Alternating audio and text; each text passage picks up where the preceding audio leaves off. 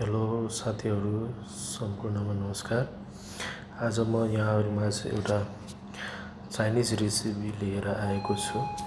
यो recipe dragon चिकनको हो र आज म यहाँहरूको माझ ड्र्यागन चिकन बनाउँदैछु। यो ब्रेस्ट चिकन हो, बोनलेसको जुलियन कटिङ हो।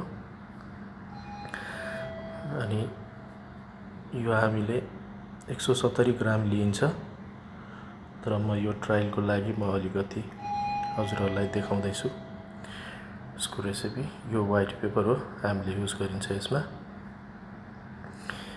यो नुन भइहाल्यो, त्यो अब पेस्ट भइहाल्यो हैन। यो चाहिँ टमेटो सस हो। यो चाहिँ तपाईको चिल्ली पेस्ट भनिन्छ यसलाई। र त्यो भिनेगर हो। यो चाहिँ सोया सस भयो है। र तपाईलाई अलिकति यो हाम्रो जुलियन कटिङ भेजिटेबल छ, चिकनको ड्रेसिङ हो। यो पाइनएप्पल, ग्रीन क्याप्सिकम, क्यारोट, त्यस पछाडि तपाईको यो रेड क्याप्सिकम छ, येलो क्याप्सिकम, अनि चिल्ली फ्लेक्स छ, होल चिल्ली, क्यासुनट, जिन्जर गार्लिक चपेट, स्लाइस खुर्सानी भयो, हरियो खुर्सानी। आउनुहोस् है त यसको सुरुवात गरौँ, कसरी बनाउँदैछु भनेर यहाँहरूमाझ म देखाउन गइरहेको छु। र यो चाहिँ हाम्रो मैदा र कर्नफ्लावर भनिन्छ यसलाई हैन। यो अनिवार्य हुन्छ यो ब्याटर बनाउनको लागि, किनकि यो हालेर ब्याटर बनाइसकेपछि राम्रोसँग यो चिकनमा समातेको हुन्छ मसलाहरू सबै।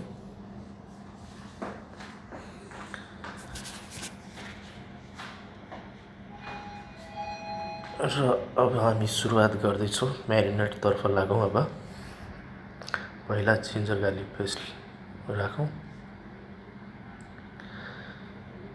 त्यस पछाडि व्हाइट पेपर आवश्यकता अनुसार राख्नु होला। नुन चाहिँ स्वाद अनुसार तपाईले लिन सक्नुहुन्छ। यो चिल्ली पेस्ट हो, यो रातो खुर्सानीको सेजवान चटनी भन्दा नि हुन्छ। सेजवान चटनी र चिल्ली पेस्टमा अलिकति केही फरक चाहिँ हुन्छ है। यो चाहिँ तपाईको सोया सस हामीले राख्न गइरहेका छौँ।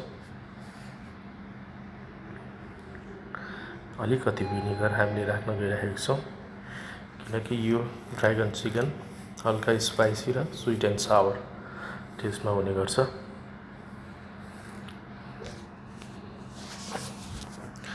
त्यस पछाडि हामी एड गर्दैछौँ मैदा, त्यस पछाडि हामी एड गर्न गइरहेको छौँ कर्नफ्लावर,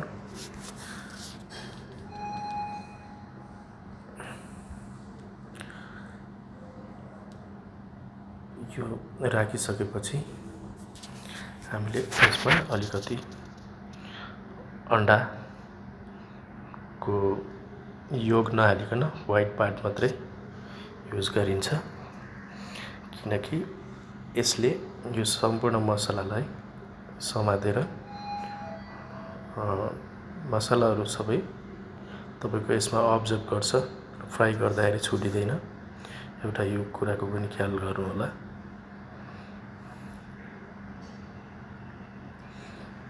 राम्रोसँग यसलाई म्यारिनेसन गरेर म्यारिनेट भइसकेपछि यसलाई हामी फ्रेस ओइलमा फ्राई गर्नेछौँ।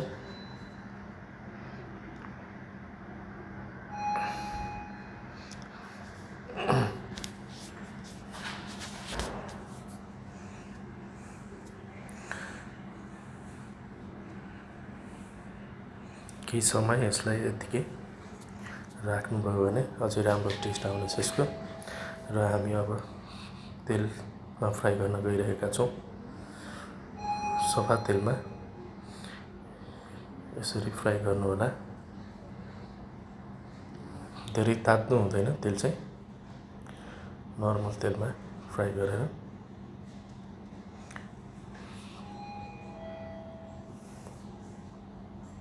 अब म तेल राख्न गइरहेको छु।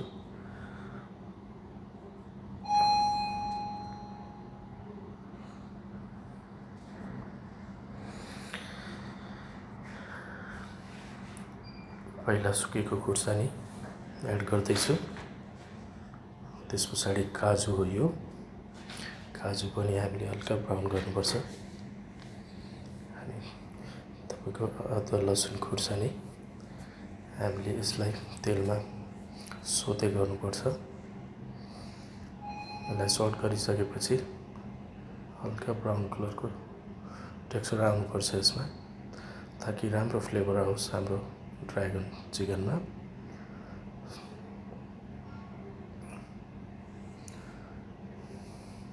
राम्रोसँग भुट्नुपर्छ। हल्का ब्राउन कलर आइसके पछाडि बाँकी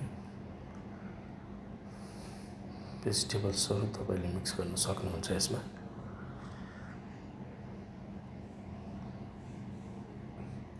अब म यो भेजिटेबल एड गर्दैछु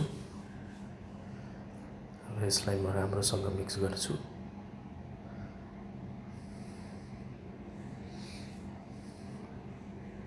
अनि त्यस पछाडि यो रातो टेक्सचर आउने बेलासम्म तपाईँले हल्का भुटिराख्नुपर्छ। ब्राउन कलरमा आउनुपर्छ हल्का। अनि म यसमा चिल्ली पेस्ट एड गर्दैछु। यो हल्का स्पाइसी हुन्छ। आफूलाई कतिको चाहिन्छ त्यो अनुसारले एड गर्न सक्नुहुन्छ। यो चाहिँ भिनेगर मैले राख्न गइरहेको छु। यो चाहिँ तपाईँको चिल्ली सस हो। कतिपय ठाउँमा ग्रिन चिल्ली सस युज हुन्छ, यो चाहिँ टमेटो सस हो।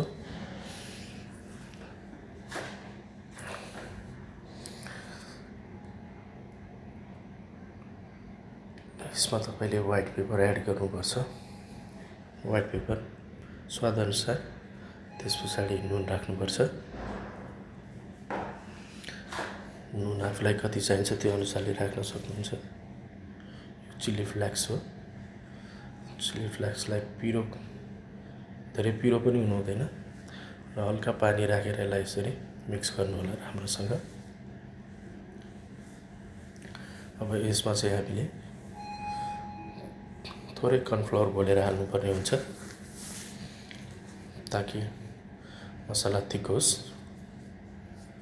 हैन। यो सस हल्का थिक भइसके पछाडि तपाईँले यसमा थोरै सोया सस एड गर्नु होला, किनकि यसले हल्का रेड ब्राउन कलरको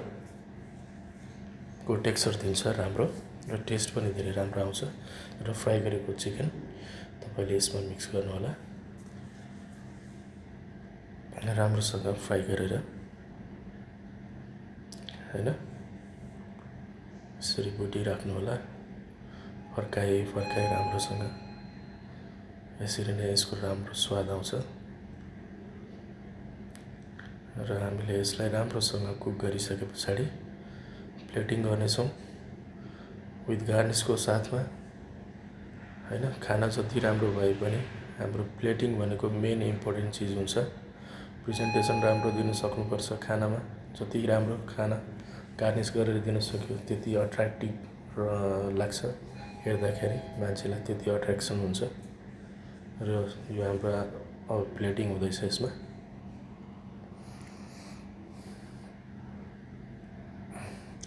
आशा छ साथीहरू मेरो यो रेसिपी हजुरहरूलाई पक्कै पनि मनपर्नेछ भनेर।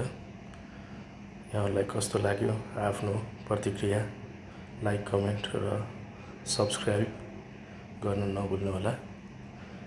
मेरो युट्युब च्यानललाई माया गरिदिनु होला है त। अब यो हाम्रो कम्प्लिट भइसक्यो। खानाको कलर पनि धेरै राम्रो। आहा, कति स्वादिलो देखिएको छ। मेरो त मुखमा